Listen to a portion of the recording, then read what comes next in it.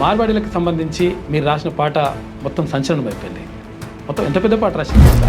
మార్వాడి మంది కొంప ముంచటోడా, మార్వాడి గలీజు దంద నేర్చినోడా. మరి మార్వాడి వాళ్ళు ఇక్కడ తెలంగాణకు వచ్చి బతుకు తప్పలేదు.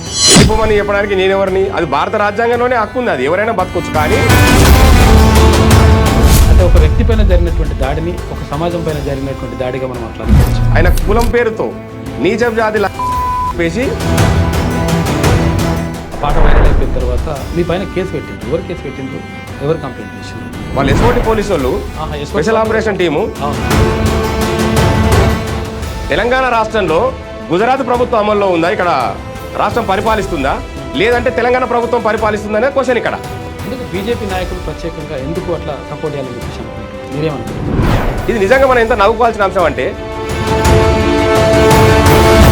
అసలు యాక్చువల్గా ఇప్పుడు హిందుత్వ భావనతోటి అంటే వీళ్ళు మార్వాడీలు ఉంటారు కాబట్టి వాళ్ళకి సపోర్ట్ చేస్తున్నారు అనేటువంటి ఒకటి చర్చ జరుగుతుంది. నిజంగా మరి అంటే ఇప్పుడు తెలంగాణలో ఉన్నటువంటి ప్రజలు హిందువులు కాదు. ఇలా ఒకవేళ మార్వాడోళ్ళే హిందువులు అనుకుంటే మరి మేమెవరం? తెలంగాణ అంటే ప్రశ్న అంటే పాట. ఇక్కడ ఎన్నో తిరుగుబాటు ఉద్యమాలకు, ఎన్నో ఎర్రజెండా పోరాటాలకు, ఎన్నో విప్లవోద్యమాలకు ఇక్కడ పురుడు రోజున గడ్డ ఇది.